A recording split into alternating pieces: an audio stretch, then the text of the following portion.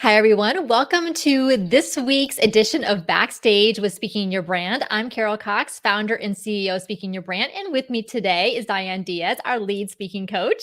Hello, glad to be And here. today we are going to dive into these 5 stages in your speaker journey that we've identified so that we can help you figure out how to go from one stage to the next. Because as speakers, we want to have an impact on our audiences. We want them to take the message that we're delivering to them and then do something with it, and so that they also impact their own lives. And yet, at the same time, we also want to level up the types of speaking opportunities that we're getting, the types of speaking engagements that we do, and the revenue that goes along with that. So, this is where these 5 speaker stages are really critical to understand where you're currently at and what's the next stage and where you can currently go. And I also want to make sure that you all know that this is our final week of enrollment for our Thought Leader Academy fall group. The group starts next Tuesday, October 5th. We are so excited for the women who've already enrolled. And we've been so busy with consult calls and getting them enrolled that I realized that I haven't done a whole lot of social media posts about the Thought Leader Academy. And so if you're interested in doing that, you can apply. Go to speakingyourbrand.com/academy. Again, that's speakingyourbrand.com/academy. You can get all the details about the program, including pricing. And then there's a button to go and complete the application form. Once you submit the form, then we'll schedule a Zoom call with you for this week so we can talk about your goals and make sure the Academy is the best fit for what you want to do. And so for the Thought Leader Academy, if you are ready to go to the next stage in your evolution, not only as a speaker, but really as an entrepreneur, it's professional development, but it's also personal development and what we take you through during the 4 months that we're together. And as our TLA grads have said, it's the best coaching experience they've ever had because you get the best of the group, community, support, and feedback, along with one-on-one coaching from either myself or from Diane. So it really is the best of coaching, training, masterminding, and community. Let me show a quick video for the Thought Leader Academy, and then we'll come right back and start digging into these speaker stages.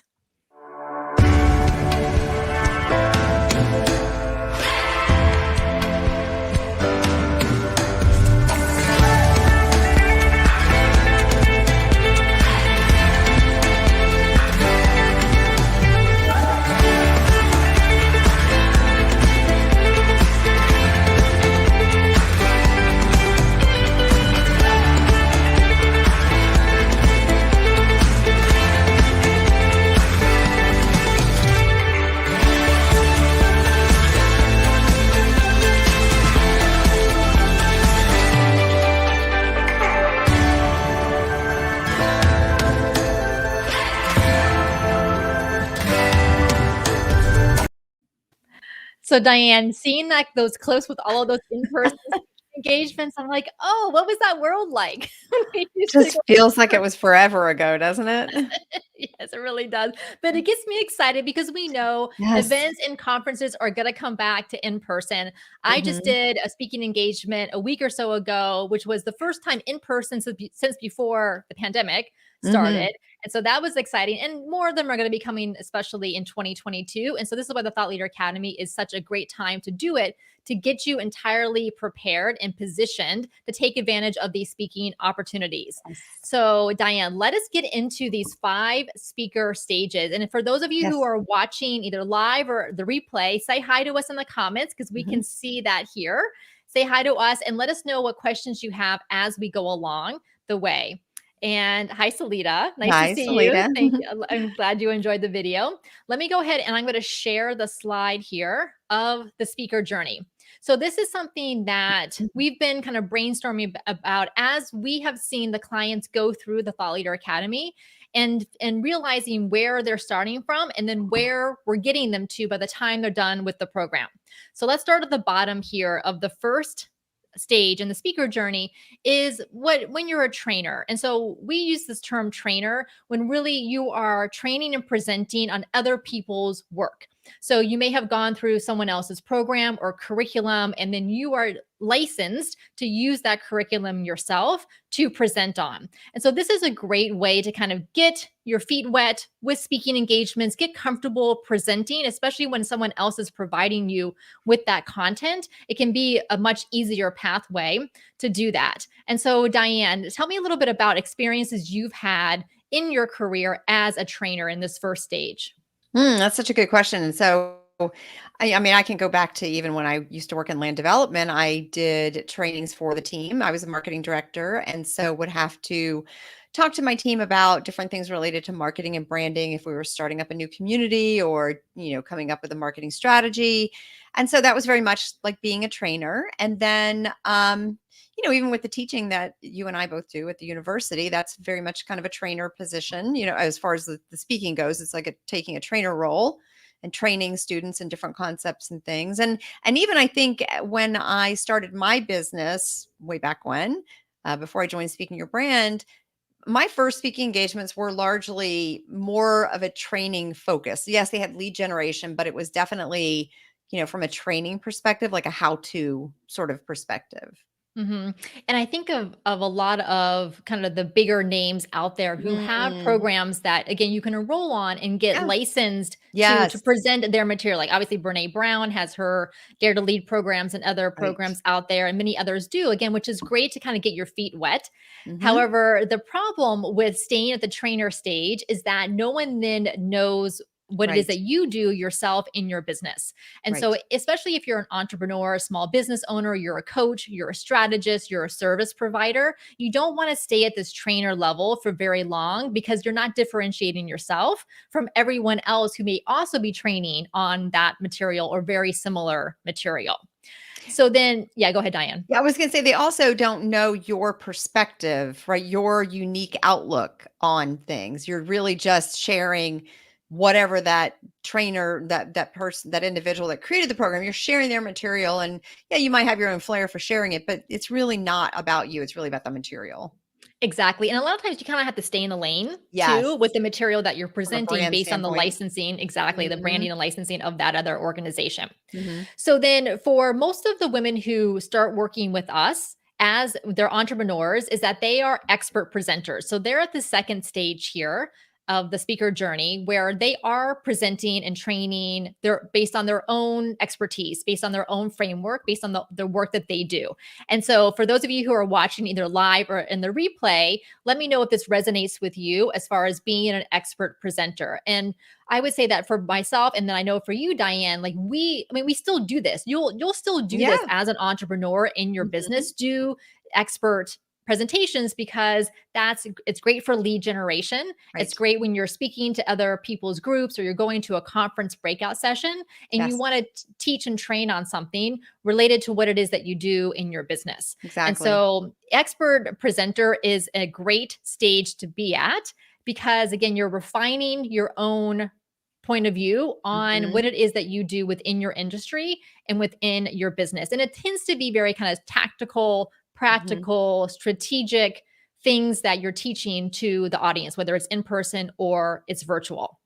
I will say too, a lot of learning is happening as a speaker. A lot of learning is happening as you're going through these stages, right? And I hope that's what brings you to want to be a thought leader is that you're going through these stages and kind of learning like, oh, well, I was just delivering someone else's content. Oh, now I'm an expert, like, and but I want to have this point of view on something and I want to put myself out there more. So I think you kind of like have to go through these stages to get the realization that you need to get to that next level. At least that's what I did.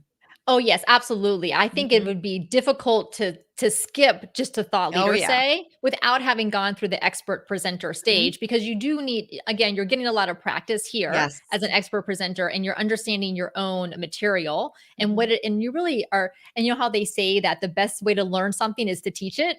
Oh yes. It's so true.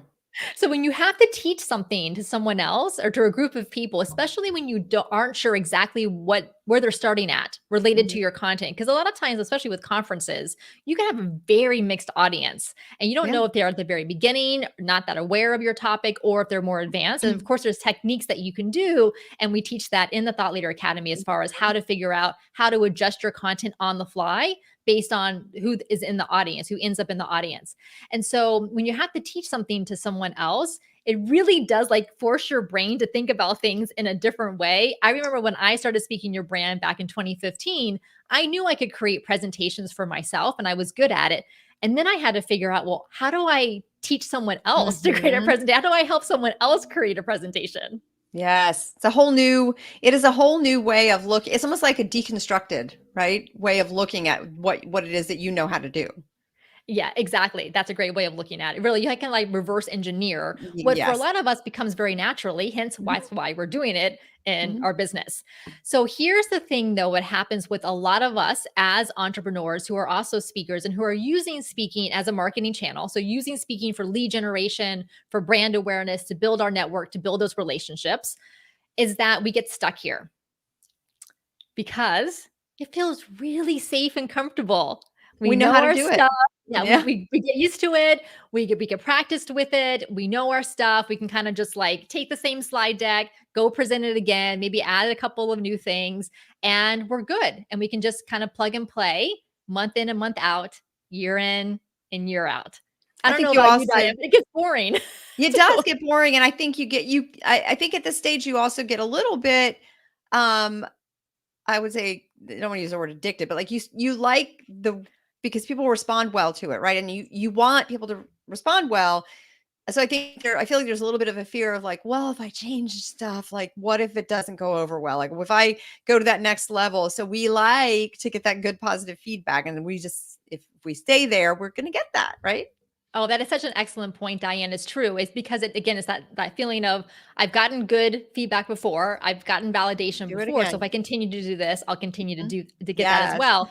And I talked about this on a podcast episode a few weeks ago called "The Expert Trap: What Holds Mm. Women Back from Thought Leadership." And this is where this expert trap comes into play as a speaker, specifically, especially as as a speaker who's also an entrepreneur, is that you're stuck, you stay stuck here because it's comfortable, it's safe. You don't have to put yourself out there in a way where you may fail or you may try something and it may not go as well as you would like. And but then the downfall is that you never progress in the impact and in the income that you can Mhm. have as a speaker and as an entrepreneur if you stay at this expert level or this expert presenter level for too Yes. long. And so the next stage in the speaker journey is number 3, which I call a story speaker. And so this is what we did in our Brave Bold Beyond live virtual summits that we held Mhm. last October and again this past April, is that the women speakers that we selected, we and our speaking coaches worked very closely with them for them to create a 10-minute TED style talk. So it was very much centered around their personal story, their personal journey, something that had happened to them that then impacted their mental model of the world. It caused a paradigm shift in how they saw the world and what it is that they do today. And so that story speaker is a great stepping stone into into thought leadership, because you are really digging in and figuring out like what are those experiences that I've had in my Mhm. life, whether it was when I was young or adolescence or even as an adult, that has really impacted who I am, the type of business that I have, what matters to me, what my values are, what it is that I want to do in the world, who I want to impact in the world. So that story speaker level can be very, very powerful. And it can also be scary because it requires a lot of vulnerability to be Yes. willing to share that. So, Diane, can you talk a little bit about the speakers that we saw at our summits? But then also, I know you shared a very personal, vulnerable story as well. Yes, yeah, our summit speakers were amazing, of course, but all of their stories were extremely personal stories, and even if it somehow connected to the work that they do, the story they told was very, very personal, and I mean, we didn't really have a house, but I wanna say not a dry eye in the house, not a dry eye in the virtual house, because I know I was crying much of the Mhm. time, and so were a lot of other people, and so for me, I shared a story about this idea that, as women, we never see ourselves in history. We never see ourselves in the history books. We've been studying our own absence, and it has been that way my entire career. Like literally, everywhere I turned, I never got to study other women, whether I was in graduate school or wherever I was. it was always, men largely in the positions of power and leadership. And so, when we do that, I think that impacts how we, obviously you need to see role models to be able to be that thing that you want to be. So, and I shared, my personal story about that. And in the summit before that, I shared a personal story about, related to domestic violence and my mom. And so it can be very scary to share stories about that. But I think as a story speaker, when you're sharing those things and you get recognition from the audience, like not a dry eye in the house, and you're touching someone, you're like, oh, okay, well, it's not just me. Like there's other people that have been there, right? And so that gives you that level of confidence, knowing this it is okay to be vulnerable. And it's actually very important to be vulnerable, because I think it not only teaches the audience something, but it teaches yourself something. Yes, absolutely. This is where that I mentioned at the top of this this LinkedIn Live is that, when women go through our Thought Leader Academy, there's definitely their professional development, professional growth with the skills that they're learning, but there's that personal development Oh, and yes. personal growth by being willing to dig in to your story, to your journey, to what has impacted you, and then be willing to share it. First, sharing it within our small group, within the Thought Leader Academy, and then deciding where is the next place, the next like stage, literally, virtually Right. or not, to share it with, because it's through the sharing of that story, that journey, that you will grow so much, and then your audience will also be impacted Yeah, and too. if I could just Yep. add too, that Mhm. I think I think it's very hard to have really high level professional success without or growth without the personal growth. So I think it requires the vulnerability to personally and to tell your personal story to have more of the growth in your business or the work that you do, in my opinion. Oh, yes, absolutely. And this is what women who've gone through our Thought Leader Academy have said to us, is that we really create this safe container for them where they feel like they have the space and the support to dig in deep. And again, as far as they are ready to go in Mhm. that time period, but we give them that safe space because it is a small group, because it's intimate, and Yes. we build that trust with each other through the group calls and the one-on-one calls that we Yes. do. So that's a story speaker, which again is incredibly powerful. And that really is the stepping stone to Mm. stage 4, which is that thought leadership stage. And this is where the women who we work with, that's their goal. That's where they're going towards with the work that they're doing, because they're, again, the expert presenter, they'll still do that for lead Mhm. generation and in webinars and speaking to other groups and conferences. And then they'll do the story speaker if they have opportunities to do that. It's the thought leadership here that really starts setting you apart as a speaker and as an entrepreneur, because now you're taking your own personal story, your personal journey, and how that has impacted you. But then you're recognizing, oh, what's my big idea? Mhm. What's the thing what's this perspective that I have on my industry, on society, on a particular topic? What's the perspective that I have? How does it relate to my personal journey? And then how can I share that with the audience? And this is why TED Talks, when they took off, 10, 12 or so years ago, Mhm. why they were so powerful and impactful and why people loved them so much is because the best TED speakers took their audiences on a journey of discovery. So Yes. the speaker themselves realize, well, I figured this thing out, or I recognized this thing that was going on, but I, as the individual, very much played a role in figuring this out for myself. And I want to share that Mm. with my audience. So it's not like this like expert on high who's like, I Mm-mm. just did a whole bunch of research and like academic learning, academic knowledge, and now I'm just going to like lecture to you about this topic. Is instead, oh, like I experienced this. I had this thing, or I had this challenge, or I had this opportunity. And now, like this light bulb moment, oh, there's this bigger issue here, or there's this bigger thing here that we need to talk about as an industry or as a society. And so for thought leadership is really thinking about what is that bigger idea that you have, and then how does your personal journey, your personal story connect with it? And this is probably not something you're going to figure out in an Mm. hour. like No, I mean, for sure this is not. like it's iterative. You Yes. start thinking of ideas, you put them out there, you put them out there on podcast interviews, you put them out there on LinkedIn live shows, you put them out on social media, and email Mhm. newsletters and articles that you write. You start kind of seeing what resonates with your audience. What ideas do they latch onto? And then you start building from there. And that's really Mhm. why I love this thought leader stage, Diane, is because it's ever evolving. It's not like you're Yes. there and you stay there and then you never progress from that idea or from sharing that idea going forward. It's really that you're learning as much from the audience as they're learning from you. Yes, you might actually even say that within the speaker journey, the thought leader stage is a journey in and of itself, right? Because it isn't a destination. You just continually learn and iterate. And then you continue creating Mhm. new things Yes. related to the thought leadership message that you want to share because it's probably multidimensional. Most of us are multidimensional in our ideas and the things that we Mhm. want to talk about and we want to share. So I really do see it as like this co-creative mechanism with you and your audiences. Yes, and if I could just add too Mhm. that it just occurred to me that it is like once you have an idea and you start putting it out there and your audience is giving you the feedback and responding, that it's like ideas generate more ideas. Similarly, like for example, when I used to do triathlons, once you do one distance of triathlon, like let's say a shorter distance, and you're like, oh, I could probably do the next distance. And you do the next distance, and you're like, well, of course I could do the next distance. So the more distances you do, the more you realize it isn't about the distance. Like you can do it, right? But doing it reinforces the idea that you can do it. So those creative ideas reinforce more creative ideas. Yeah, that's a great example, Diane. And then it also reminds me of the importance of mindset Oh, as we're yes. going from stage to stage. So there's definitely practical kind of content related things as you're going from stage to stage, but it really Yes. is also a mindset of are you ready to put yourself out there in a bigger Yes. way? And I will say that probably very few of us are like, yes, I'm like 100% ready. Like I have no self doubts or like nothing going on.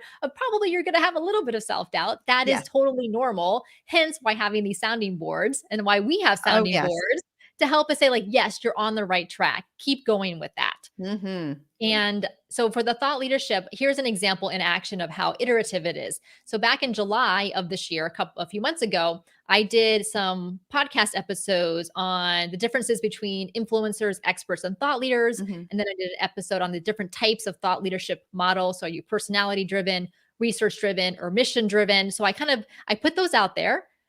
They literally was just from conversations I was having, decided to like jot down a whole, a bunch of notes and outline for those episodes and put them out there. Were they perfect? No. That had I sat on them for like 6 months or a year trying to figure all the details out? No. I put them out there because I wanted to get feedback and see if this resonated with you all, with the Right. podcast listeners. And it did. I got great feedback from the women who listened to it and how much they resonated with this idea of wanting to evolve from an expert to a thought leader. So then that episode that I put out a few weeks ago on the expert trap, that this idea of the expert trap was not formed in my mind in Mm. July when I put those initial episodes out. It was like this evolving process of me putting this content out there and then seeing what else came out of it. Yes, yes. I love that. And also during the summer, this is also where it came on. I was doing You had a busy presentations. summer, Carol. I know I did have a busy summer. I was doing presentations to other women's mastermind groups, like other Yes. women's coaching programs. And so we would talk about thought leadership and I would listen to their questions and listen to what they brought up. And when I was Mm. presenting to these other groups, I'm like, oh yes, like there's something here. This is something that a lot of these women entrepreneurs are experiencing. That Yes. was great. That's another good thing about speaking to other people's groups and why we recommend it for the women who go through our academy is that it gives you that additional validation, kind of market research as well. Yes, absolutely. Now, stage number 5 is what we can call an influencer. It's kind of like a thought leader influencer, like that. Mhm. And this is when your body of work is shared widely beyond you, so well beyond you. So as a thought leader, you're putting out a lot of the content, you're initiating a lot of that content, social media posts, books, presentations, webinars, email content, articles, like all those things. You're generating a lot of that, like outbound output, which is Mhm. great.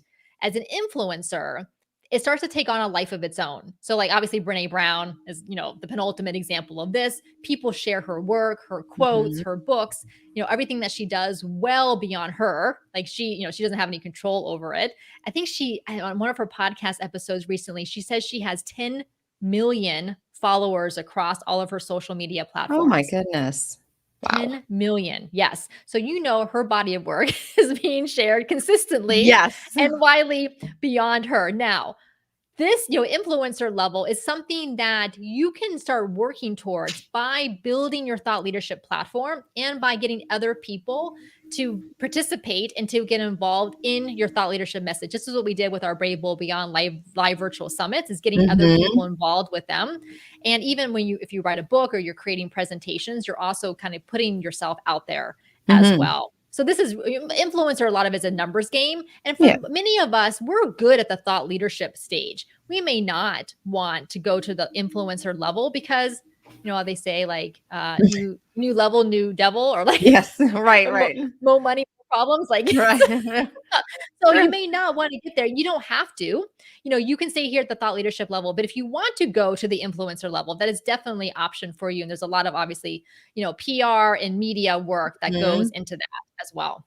All right. So if you have any questions about these stages, let us know in the comments, either live or on the replay, and we'll come back and look at them. Let me go ahead and remove that slide. So Diana and I come back full screen. So hopefully this gives you a sense of where you're at. And most likely you're at that expert presenter stage. And again, it's safe, it's comfortable, it works really well. You're in that zone of excellence where you get a lot of positive feedback, but we want you to take that big leap, and from Gay Hendricks' book, to leap to the thought leadership level. And it's a leap, but it's a leap with support and with help and with encouragement and with that guidance. So you don't have to do it alone, which is why we created the Thought Leader Academy, is to help women like you to do that. So if you have any questions about that, feel free to let us know. You can put in the comments or message us. And again, if you like to get information on the Thought Leader Academy and submit your application this week, like right away, so we can schedule that Zoom call with you, go to speakingyourbrand.com/academy. Again, that's speakingyourbrand.com/academy.